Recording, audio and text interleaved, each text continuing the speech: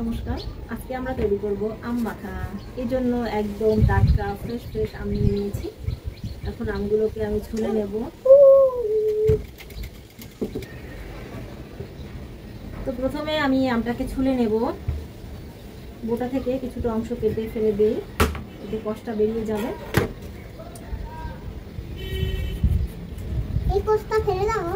তুমি ধরো না, হাতে লেগে যাবে তোমার। তো এই যে আমি ফেলে দিচ্ছি, খাইয়ে দিই। আচ্ছা, ভালো। ওয়াও, কতটা সব ভালো ভালো না ওখানে ফেলে না, ওখানে ফেলে মানুষের গায়ে পড়ে না। মানুষের ফেলে দিই ফেলে দিই। তো আম মাখার জন্য আমি 3টা আম এখানে ছুলে নিয়েছি। আমগুলো কিন্তু আমি আগে থেকে ধুয়ে নিয়েছিলাম, এখন আর ধোয়া দরকার নেই। তো এবারে আমি গ্রেটার দিয়ে আমগুলো গ্রেট করে নেব। তো একটা করে আমি আমগুলো গ্রেট করে নেব। গ্রেটারের এই মিহি যে পাশে হয় এ পাশ থেকে আমি গ্রেট করে নেব।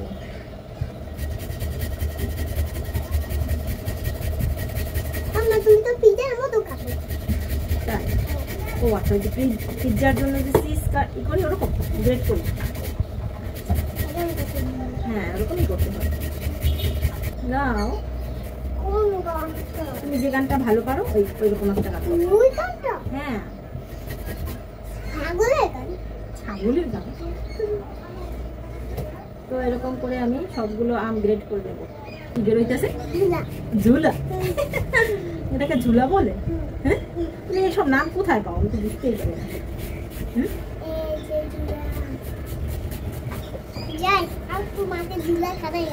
ঝুলা খাওয়াই আসো?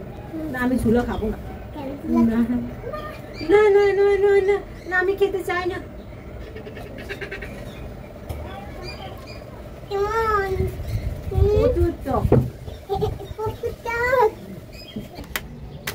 আমাদের আম মাখার জন্য সবকিছু কিন্তু একদম রেডি হয়ে গেছে। আম এভাবে গ্রেড করে নিয়েছি। তারপর এখানে লাগবে লেবু, সরিষার সাথে একটা কাঁচামরিচ একটু বেটে নিতে হবে, লবণ, বিট লবণ, মরিচের গুঁড়া, চিনি। এখানে আমি সরিষা নিয়েছি, সরিষার সাথে একটা কাঁচামরিচ এবং সামান্য একটু লবণ দিয়ে এটাকে একটু বেটে নেব। সামান্য একটু লবণ দিয়ে দিলাম। এখন এটাকে আমি একদম খুব ভালো করে পেস্ট করে নেব।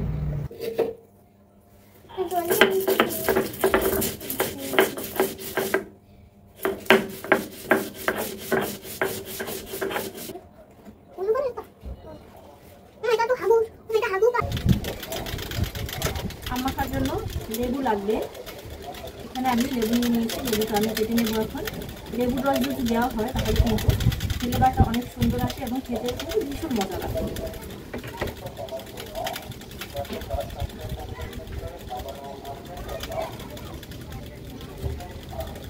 কিন্তু আমের জন্য এখানে আমি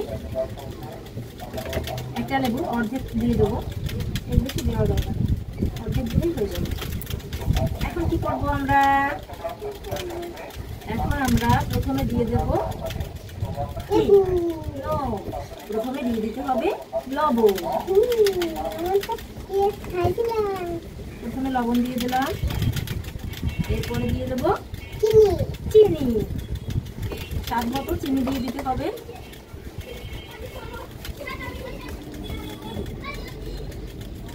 যে যেরকম মিষ্টি খেতে পছন্দ করে সেরকম চিনি দিয়ে দিবেন। যেহেতু কাঁচা আম, চিনির পরিমাণটা একটু বেশি লাগে। এখানে সামান্য একটু বিট লবণ দিয়ে দিলাম, তাহলে কিন্তু টেস্টটা কিন্তু অনেক বেশি ভালো হবে। হ্যাঁ, বিট লবণ দিয়ে দেওয়ার পরে দিয়ে দেবো সামান্য একটু লাল মরিচের গুঁড়া। লাল মরিচের গুঁড়া দিলে কি হবে, একটু ঝালও হবে এবং কালারটাও অনেক বেশি সুন্দর আসবে। এরপরে দিয়ে দিলাম লেবুর রস।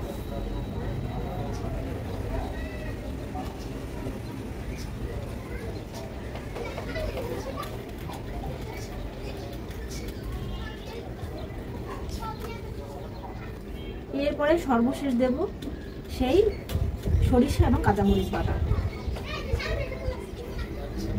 সরিষা এবং কাঁচামরিচ বাটা দিয়ে দিলাম।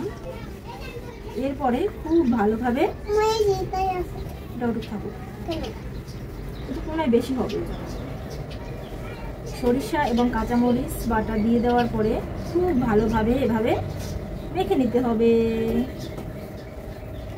এখন তুমি সেই গানটা গাও তো। আম মাখা পেয়ারা কাঁচা লঙ্কা ছাড়া মাখবো কি করে, মাখবো কি করে। এখানে আপনারা চিলি ফ্লেক্সও দিয়ে দিতে পারেন। তো আমি এখানে সামান্য একটু মরিচের গুঁড়া দিয়ে দিয়েছি, চিলি ফ্লেক্স দেইনি। আর হচ্ছে কাঁচামরিচ দিয়ে দিলাম একটা সরিষার সাথে বেটে।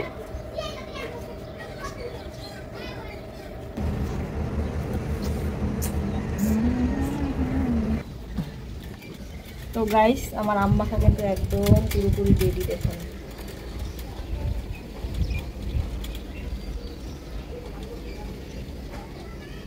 ঐশ্বর্য, তুমি আম মাখা খাবে? তাই দেখি, দিকে তাকাও তো। তুমি আম মাখা খাবে? আম মাখা খেতে তোমার ভালো লাগে? সত্যি সুন্দর। আচ্ছা এখন খেয়ে দেখো তো কেমন হয়েছে। আচ্ছা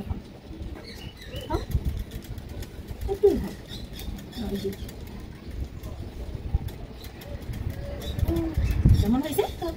টক টক, এরকম টক ঝাল মিষ্টি আম মাখা। দেখি আমি একটু খেয়ে কেমন লাগে আম মাখাটা।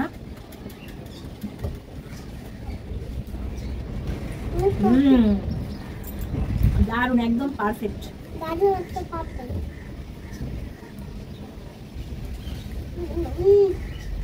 এই গরমে দুপুরবেলা যদি এরকম আম মাখা পাওয়া যায় তাহলে তো একদম খুবই মজা।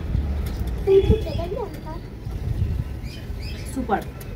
আমার এই ভিডিওটি যদি ভালো লাগে আপনাদের আম মাখা রেসিপিটি, তাহলে অবশ্যই এভাবে আপনারা বাসায় তৈরি করবেন এবং খেয়ে এভাবে তৈরি করে কমেন্ট করে জানাবেন কেমন হয়েছে। আর আমার ভিডিওতে একটা লাইক দিবেন এই অনুরোধ রইল। আর আমার চ্যানেলটি যারা সাবস্ক্রাইব করেনি, আমার চ্যানেলটি সাবস্ক্রাইব করে আমার পাশে থাকবেন। থ্যাংক ইউ সবাইকে, বাই বাই।